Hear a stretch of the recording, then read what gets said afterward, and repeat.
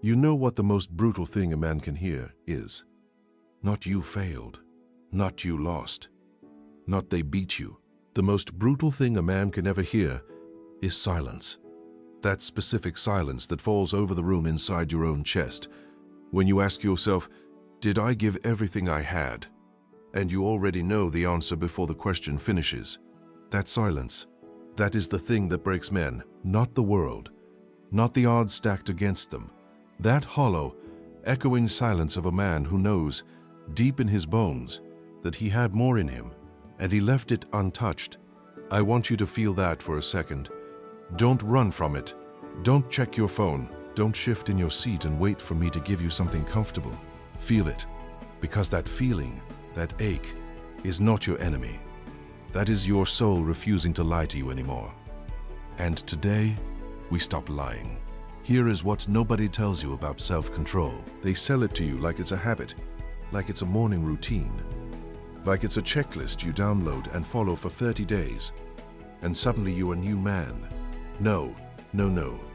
Ruthless self-control is not a habit. It is identity surgery. It is reaching inside the man you've been and pulling out the man you were always supposed to be. And surgery, gentlemen, surgery hurts. It is supposed to hurt. Because you are not adjusting a lifestyle. You are dismantling a version of yourself that has been running your life without your permission. Think about that. Without your permission, every time you hit snooze, something else made that decision. Every time you said, I'll start tomorrow, something else made that decision. Every time you stood at the edge of something hard and stepped back, something else, a voice, a pattern, a deeply buried fear wearing the mask of reason, stepped in and chose for you. And you let it. We all let it. I let it. The question is not whether it happened. The question is, how much longer are you going to let it keep happening? 100 days. That is what stands between the man you are and the man you have no excuse left not to become. Not a year, not a decade. 100 days of looking that voice dead in the eye every single morning and saying, not today. Today I decide. Today I govern myself. Today, no version of weakness gets to wear my name. Ruthless doesn't mean angry. Ruthless doesn't mean punishing yourself with perfection. Ruthless means non-negotiable. It means you've made a decision so complete, so carved into the core of who you are, that comfort cannot seduce you back, that excuses don't even get a conversation, that the old you, the one who dabbled, the one who almost committed, the one who had potential, but treated it like a savings account he never withdrew from, that man does not get a vote anymore, because here is the truth that will either ignite you or terrify you. And it should do both. You are not behind because the world is against you. You are behind because the most powerful force in your life, you has not yet been fully unleashed. That ends now, right here, in this room, in this moment that you will one day point back to and say, that was the day I stopped being a passenger in my own life. 100 days. The clock is not your enemy. Time is not running out on you, but patience. Your greatness's patience. That has limits. It's time. Let's begin. There is a moment, and every man reading this knows exactly the moment I am talking about, where you find yourself standing in front of a mirror and you look, but you do not see. You glance. You adjust your collar. You check your hair. You make sure you're presentable enough for the world outside. And then you walk away quickly, because somewhere beneath the surface of that routine, you know that if you stood there 1 second longer, if you truly looked, you would have to face something you have been expertly, masterfully, professionally avoiding: yourself. The real one, not the version you perform for colleagues, not the edited one you present to family, not the highlight reel you've constructed so convincingly that some days even you almost believe it. The raw, unfiltered, unexcused truth of the man standing in that reflection. This is where ruthless self-control begins. Not in a gym, not in a journal, not in a productivity system or a 5 a.m. alarm. It begins in that moment of radical, unflinching honesty. The willingness to look at your life without the soft lighting of your own justifications and see it for exactly what it is. Most men never do this. And I don't say that as a criticism. I say it as an observation of how we are wired. The human mind is a master of self-protection.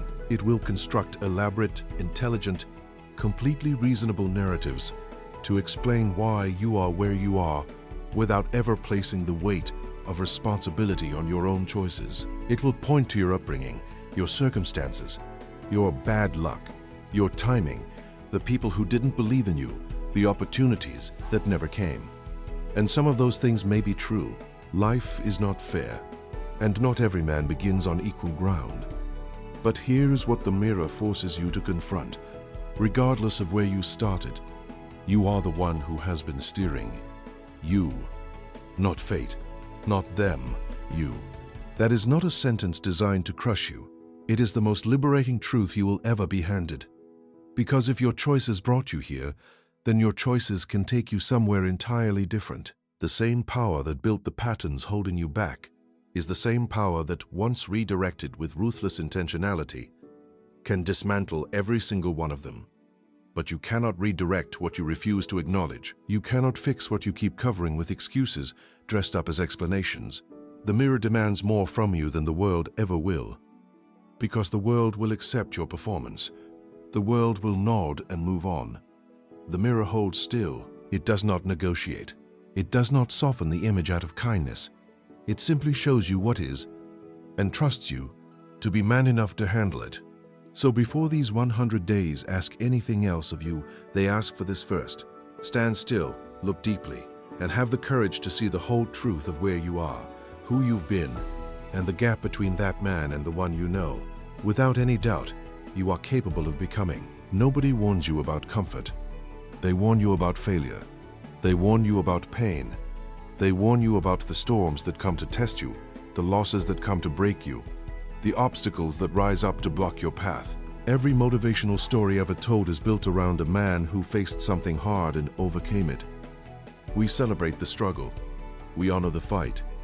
We build statues for the men who walked through fire. But nobody builds a statue for the man who was slowly, gently, quietly talked out of his greatness by a comfortable couch and a life that was just good enough to keep him still. And that is exactly why comfort is so dangerous, because it doesn't announce itself. Failure is loud, you feel it, you recoil from it, and if you have any fight left in you, it activates something. Pain has an alarm. Struggle has a signal. But comfort creeps. It moves in silence, wearing the disguise of reward, wearing the costume of "you've earned this," whispering in a voice so warm and reasonable that you never once think to question it. It tells you that you worked hard today, so the discipline can wait until tomorrow. It tells you that you've been through enough, so ease is not weakness, it's wisdom. It tells you that the life you have, while not everything you dreamed, is still more than most people have. So who are you to want more? And there it is. That last line, who are you to want more? That is where comfort stops being rest and starts being a cage. Because the man who stops wanting more, not materially, not greedily, but in terms of becoming, in terms of depth, in terms of the full realization of what he was put on this earth to be, that man has not found peace. He has found surrender. And he has dressed it up so beautifully, so sensibly, so maturely, that everyone around him calls it contentment. The tragedy is not that he stopped growing. The tragedy is that he stopped growing and found a way to be comfortable with it. Because a man in pain seeks a way out, but a man who is comfortable, he seeks nothing. He waits, he watches. He lets years slide through his hands like water and calls it living, when what he is actually doing is the most sophisticated form of self-abandonment there is. This is what these 100 days are designed to interrupt, not to make your life harder for the sake of hardness, not to strip away every pleasure and call suffering a virtue, but to deliberately, consciously place yourself in the discomfort that growth requires, because your potential does not live on the other side of your next vacation. It lives on the other side of the moment you chose the hard thing when every soft, warm, perfectly reasonable part of you was screaming to let it go. Comfort will always make its case. It is articulate, it is persuasive, and it knows exactly which arguments work on you, because it has been studying you your entire life. The only answer to it is not logic. It is a decision made before comfort gets a chance to speak, that you are no longer available for a life lived below what you are truly capable of. There comes a moment in every man's life, not a planned moment, not a scheduled one, not the kind you see coming from a distance and prepare for, but a sudden, visceral, ground-shifting moment where something inside you simply refuses to go any further in the direction you've been heading. It is not always dramatic. It doesn't always arrive with tears, or rock bottom, or catastrophic loss. Sometimes it arrives quietly, in an ordinary Tuesday, in a completely unremarkable moment, when you are sitting alone and the full weight of your unlived potential lands on your chest, and you think, "This is not who I am supposed to be." That moment is not weakness. That moment is a gift. Because in that moment, something ancient and undefeatable inside you is drawing a line. And the only question that has ever mattered in the entire history of human transformation is this: do you honor that line, or do you step back across it and return to who you were? Most men step back, not because they lack the desire, not because the vision isn't real or the hunger isn't genuine. They step back because they make the mistake of waiting for the perfect conditions to honor the line they drew. They wait until the timing is right, until the finances are stable, until the kids are older, until the kids are older, until they feel ready. And what they do not realize, what nobody tells them clearly enough, is that the line does not wait. Every day you do not honor it, it fades. Every compromise you make with it, it moves. Every time you say soon instead of now, the line that was drawn in fire begins to be drawn in pencil, and pencil, as you know, can be erased. 100 days is not an arbitrary number.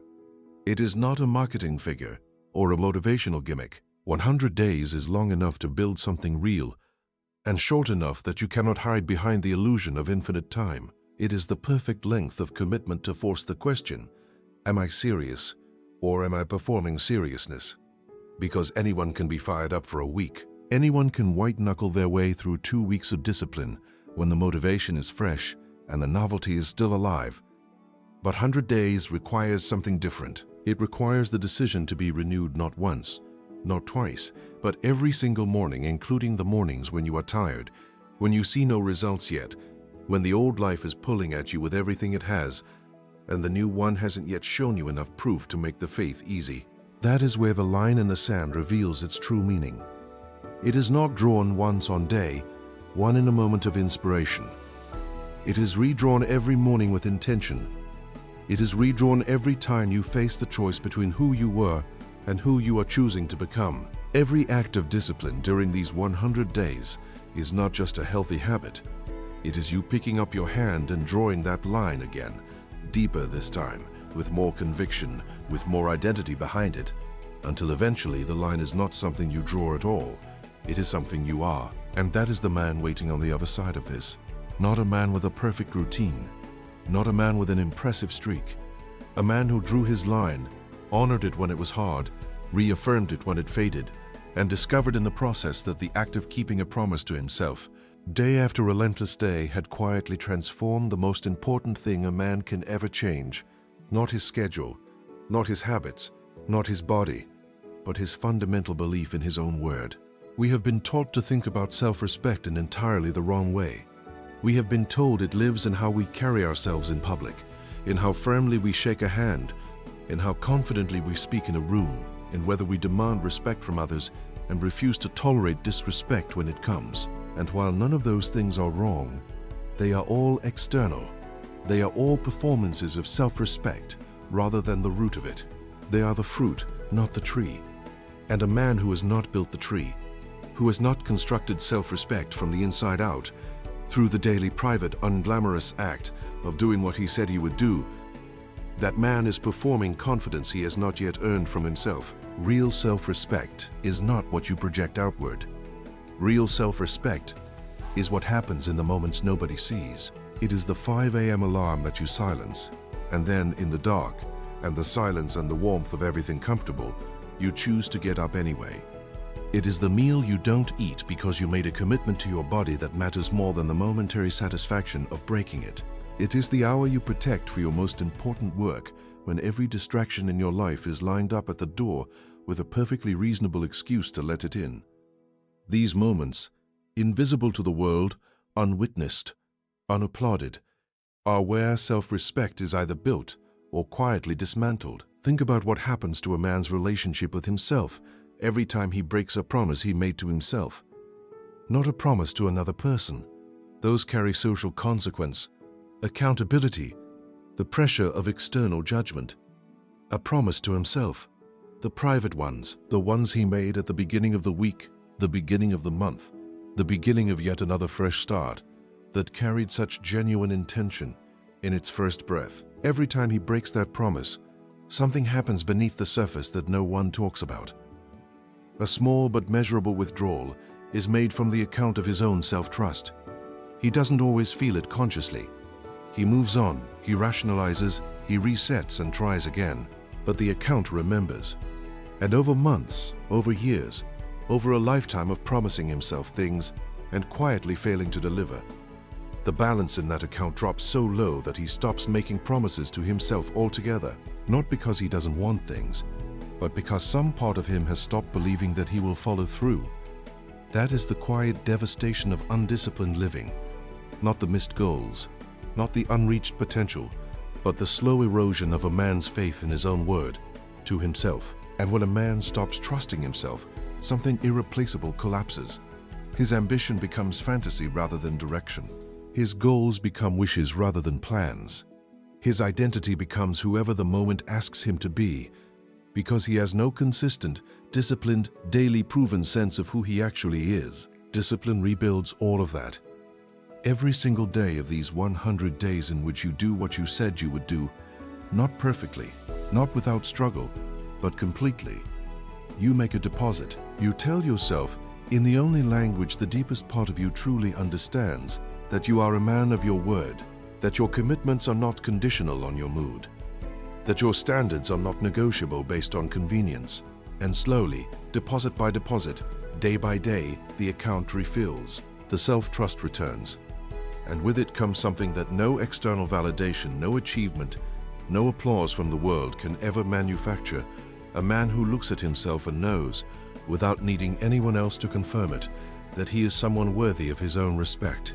There is a version of you that you already know exists. You have seen him, not in a dream, not in some distant fantasy you entertain, when motivation is high and the music is loud and everything feels temporarily possible. You have seen him in the quiet spaces, in the gap between who you are and who you know. With absolute bone-deep certainty, you are capable of being. He shows up uninvited sometimes, in the middle of a conversation where you undersell yourself, and he winces. In the moment you walk away from a hard thing, and he stays behind, standing at the edge of what you refuse to cross.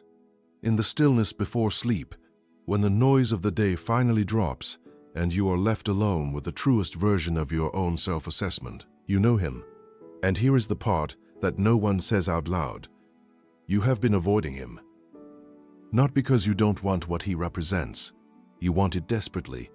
The clarity he carries, the standard he holds without apology, the way he moves through the world with the quiet, unshakable authority of a man who has kept every promise he made to himself and therefore needs nothing confirmed by anyone else.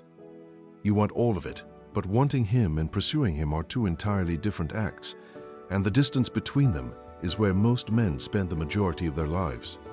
Close enough to the vision to feel its pull, far enough from the commitment to never feel its weight. Because here is what that version of you actually requires, and why the avoidance makes a certain kind of sense. He requires the death of your excuses, and your excuses have been with you so long, they feel like personality. He requires the end of your negotiating, and you have become so fluent in negotiating with yourself that it happens automatically, beneath conscious thought, before you even realize a deal has been struck.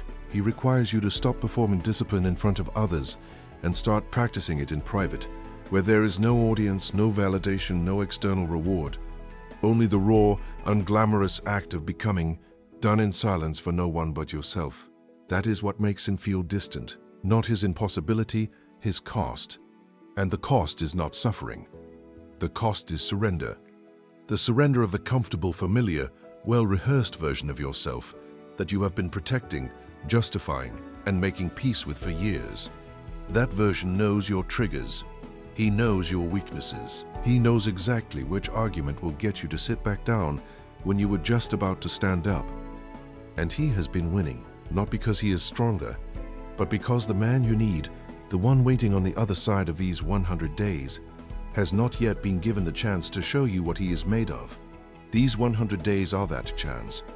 Every morning you rise with intention is you taking one step toward him. Every act of ruthless self-control is you closing the gap. Every time you choose the harder right over the easier wrong, you are not just building a habit, you are assembling the identity of the man you have been postponing. And the profound, almost staggering truth that waits for every man who completes this journey is not that he discovered someone new. It is that he finally stopped running from someone who was always, from the very beginning, already him.